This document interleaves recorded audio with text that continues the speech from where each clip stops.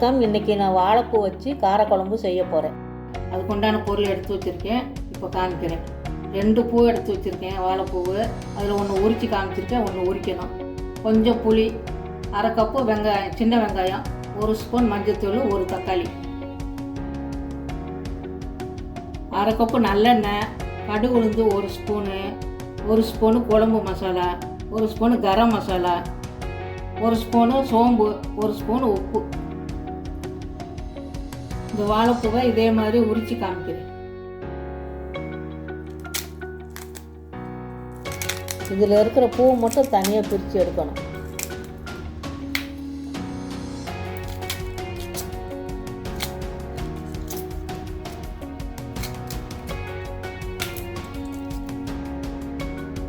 இந்த மாதிரி உரித்து வச்சுருக்கேன், உங்களுக்கு காமிச்சிருக்கேன் உரித்து. இந்த 2 மொட்டு அப்படியே போடலாம், இது உரிக்கணும்னு அவசியம் இல்லை. போட்டால் நல்ல முட்டை குழம்பு மாதிரியே இருக்கும்.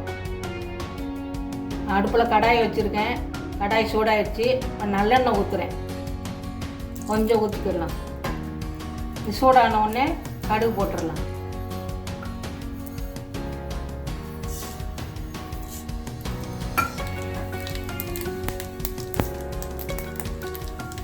இப்போ சோம்பு போட்டு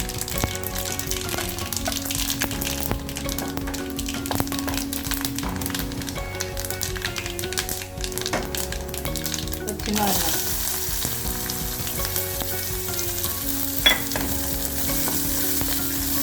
இது நல்லா வதங்கணும். ஒரு 5 நிமிஷம் ஆகும்.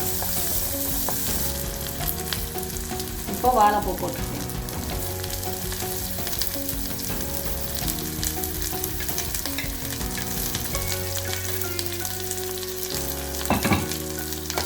இப்போ இதை வதக்கிக்கலாம்.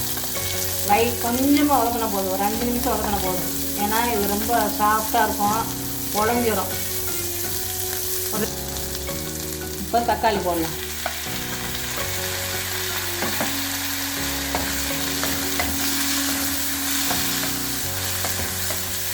இது இப்போ ஒரு 2 நிமிஷம் வதங்கணும். மஞ்சள் போட்டிருக்கேன், கரம் மசாலா போட்டிருக்கேன், குழம்பு மசாலா, கொஞ்சம் புளி ஊற்றிருக்கேன், உப்பு போட்டு, உப்பு தேவையான அளவு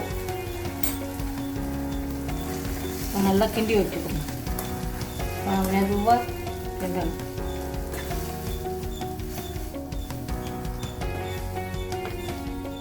எல்லாம் சேர்ந்து சுண்டி வரணும். ஒரு 2 நிமிஷம் இருக்கட்டும். இப்போ 1/4 கப்பு தண்ணி ஊற்றிக்கிறேன்.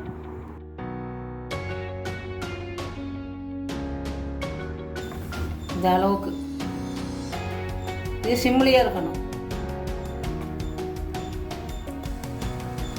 குழம்பு கெட்டியாகிடுச்சு, கெட்டியாக ரெடியாக போகுது.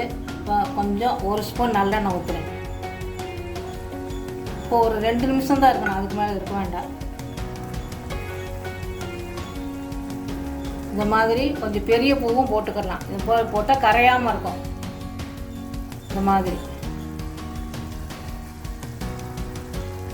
இப்போ அடுப்பை ஆஃப் பண்ணிடலாம்.